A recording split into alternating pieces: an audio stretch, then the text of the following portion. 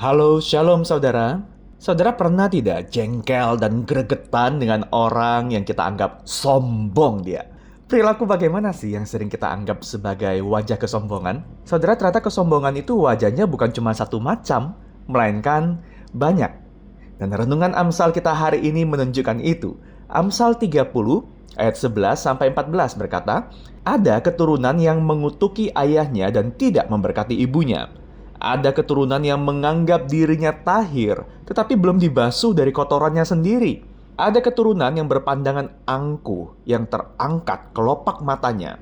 Ada keturunan yang giginya adalah pedang, yang gigi geliginya adalah pisau, untuk memakan habis dari bumi orang-orang yang tertindas, orang-orang yang miskin di antara manusia." Nah, 4 ayat Amsal ini memberikan deskripsi tentang gelagat orang yang berbeda-beda. Orang yang disebutkan mengabaikan ayah dan ibunya itu berbeda dengan orang yang menekan orang susah. Akan tetapi, ayat-ayat itu berbicara tentang macam-macam wajah kesombongan yang merusak segala macam hubungan. Nah, apa saja wajah kesombongan yang disebutkan Amsal di sini? Yang pertama adalah kesombongan membuat kita membenci otoritas. Melawan orang tua sebagai figur otoritas pertama di hidup kita adalah contoh dari Amsal ini. Jika seseorang tidak menghormati orang tuanya sendiri, besar kemungkinan ia pun akan demikian terhadap orang lain. Dalam hidup, kita tentu punya figur otoritas. Figur itu tidak mesti lebih baik dari kita dalam aspek tertentu.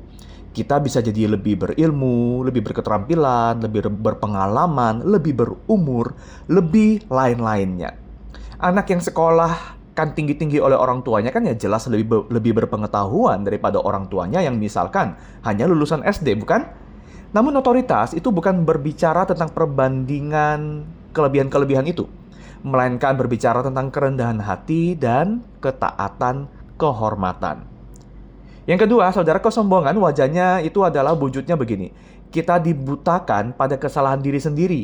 Dan itu mengganggu hubungan kita dengan diri kita sendiri, sehingga kita tidak dapat mengubah apa yang salah dengan diri kita sendiri.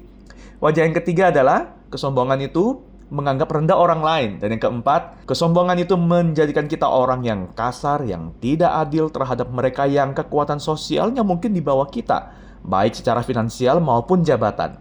Saudara, kesombongan itu begitu buruk, bahkan jika dibandingkan dengan perilaku dosa lainnya. Ketidaksucian, kemarahan, kerakusan, kemabukan, dan semua perbuatan buruk itu bagaikan gigitan serangga sih ya, kalau diberikan perbandingannya, jika dibandingkan dengan kesombongan. Mengapa? Karena kesombongan itu memimpin kepada sifat buruk lainnya.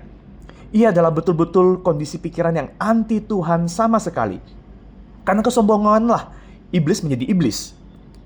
Saudara, betapa ini amat kontras dengan pikiran serupa Kristus yang berkata, "Aku tidak mencari kemuliaan untuk diri sendiri." Yang kedua, saudara, orang sombong tidak perlu merasa bertobat karena mengira dirinya baik-baik saja. Yang perlu dikoreksi selalu yang di luar sana. Saudara, mari kita renungkan bagaimana rupa kesombongan selama ini mengganggu bahkan mendistorsi hubungan-hubungan kita. Mari kita berdoa, mengakui bahwa Tuhan, kami seringkali terlalu sombong untuk mengakui bahwa kami ini sombong.